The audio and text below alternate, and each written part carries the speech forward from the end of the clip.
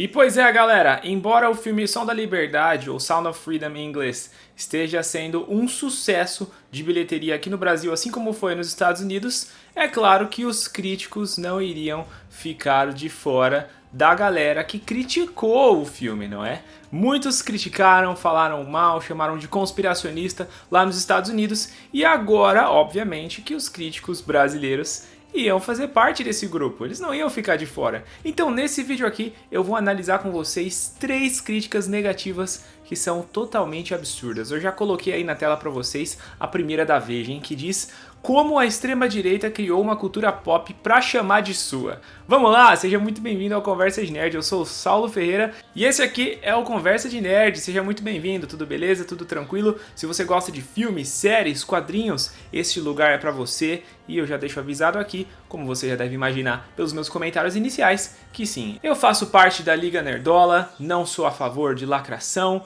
e tenho um perfil mais conservador, mais de direita, embora eu não seja extremista em falar que você não pode assistir filmes, por exemplo, com o Leonardo DiCaprio, que é um cara mais progressista. Não, eu sou contra a militância progressista em produções e quando eles fazem ataques e distorções da realidade, eu venho aqui e deixo a minha opinião e no caso aqui eu vou rebater as críticas de Sound of Freedom, porque a galera mais progressista, né, tem falado o quê? Que esse filme é extremista, é conspiracionista e que é uma produção da direita, como se falar sobre a exploração infantil sexual não fosse um assunto que deveria unir todo mundo, né? É um problema absurdo que nós temos na nossa sociedade hoje em dia e, como o próprio diretor falou, ele achou que um filme iria unir os espectros políticos em prol de um problema a ser resolvido, um problema que não deveria ter ideologia. Mas não foi isso que aconteceu, nós temos aqui várias críticas de Sound of Freedom e eu vou analisar aqui com vocês, deixar a minha opinião. Eu já quero que você também comente embaixo se você assistiu o filme, se gostou, se não gostou, escreva aí a sua opinião, sempre civilizadamente pra gente continuar conversando, beleza? Bora lá então, vamos analisar aqui ó, a primeira da Veja, que diz o seguinte, né? Como a extrema-direita criou uma cultura pop pra chamar de sua. Aí ele já vem, né? Com o filme Som da Liberdade e hits de estrelas lá de casa música country, o grupo põe suas bandeiras e teorias conspiratórias no mapa do pop. Lembra que eu falei? Nos Estados Unidos falaram a mesma coisa. Vocês acham que os brasileiros iam ficar de fora? Claro que não, né? Nesse início aqui da matéria, ela faz um resumo do filme, só que nós vemos aqui já o início do problema. Porque ela diz assim, ó, ele acredita que recebeu um chamado divino para abandonar seu emprego e arriscar a vida para salvar as vítimas. Obsessivo passa a seguir um único bordão, as crianças de Deus não estão à venda, olha só. Sim, ele realmente, eu falei isso na minha review, né? Ele realmente fica obcecado, mas pelo tom da matéria você vê que esse negócio de obsessivo não é no bom sentido da palavra, que ele é determinado, que ele é implacável. Não, vocês perceberam aí o tom já, né? Ali mais adiante ela fala da questão do orçamento, né? Que foi uma produção independente, que se tornou um fenômeno, beleza. Porém, começam as críticas, porque ela diz que esse filme está galvanizando o público cristão e conservador com a sua mensagem de alerta contra os pedos, né?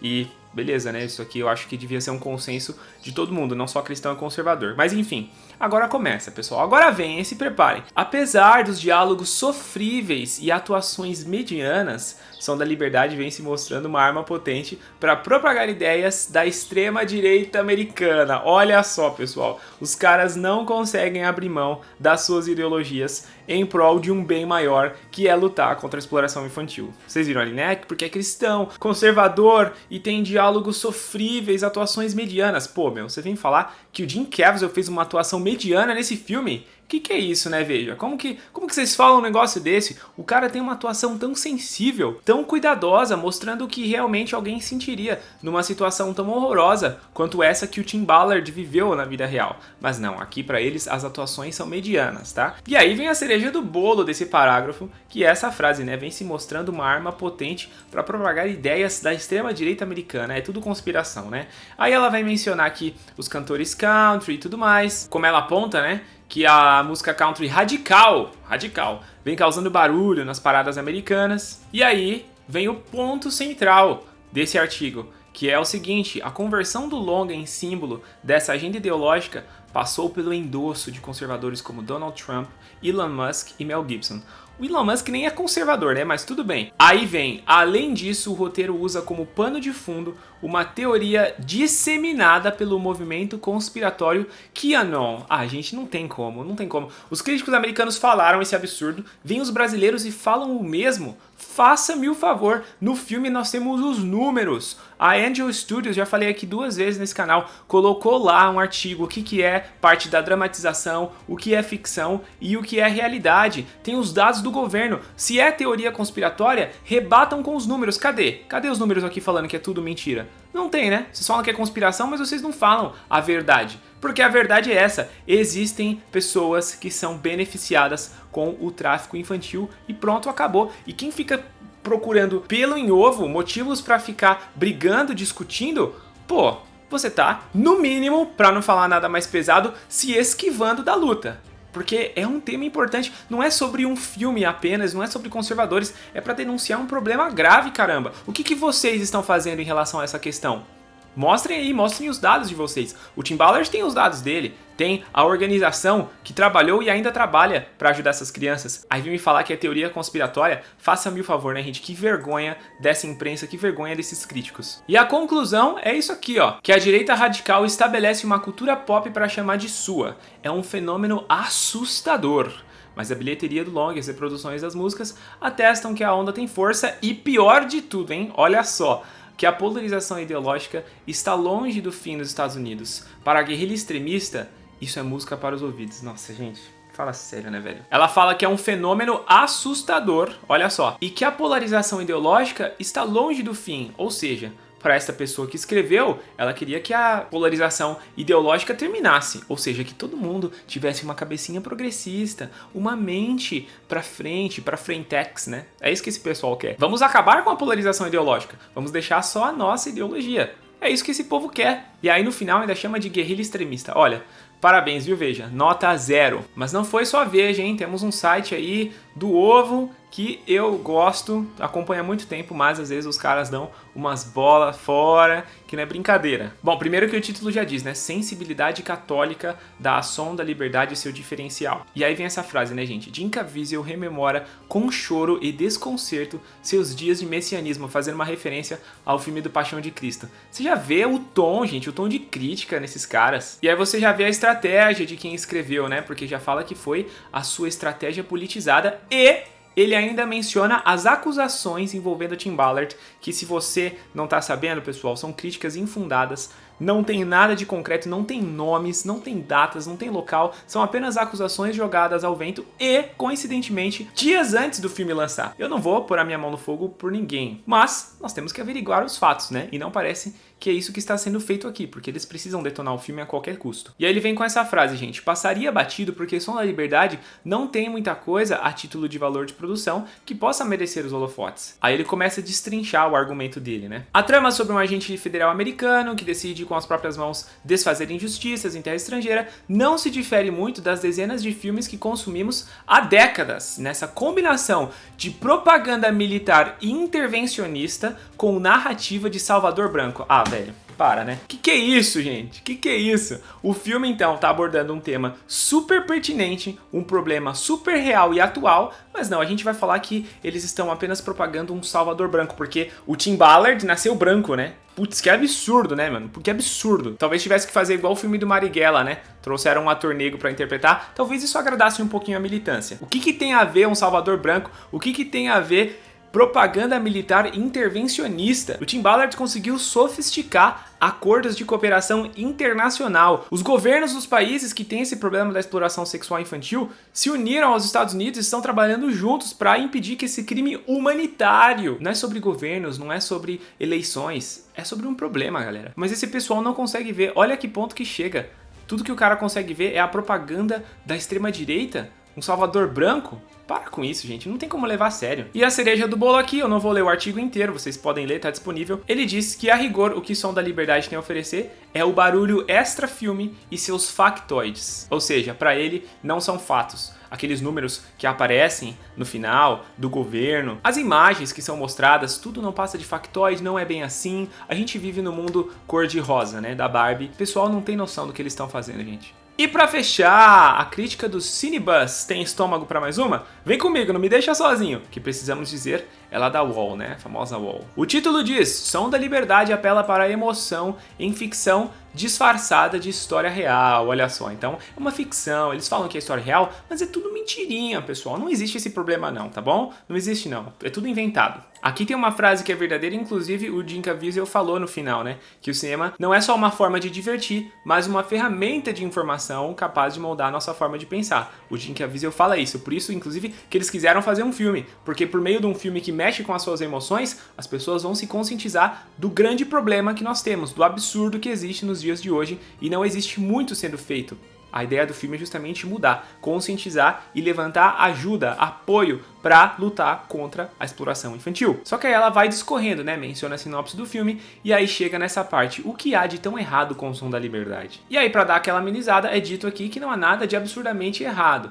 Porém, o que eles têm ali? Percalços narrativos, ou seja, problemas narrativos ali na história, e outros tantos hiperbolismos, ou seja, exageros, né? Então, assim, a gente tem um problema completamente absurdo, desumano acontecendo, mas eles exageram. Se é em prol de acabar com essa palhaçada, com esse crime, tinha que exagerar muito mais. O objetivo é chocar, porque é muito fácil a gente falar das coisas que estão acontecendo do conforto da nossa casa. Agora o que tá rolando lá, isso daí a gente não tem como saber. O objetivo do filme é mostrar. Não é pra você sair feliz, é pra você sair incomodado com vontade de fazer alguma coisa.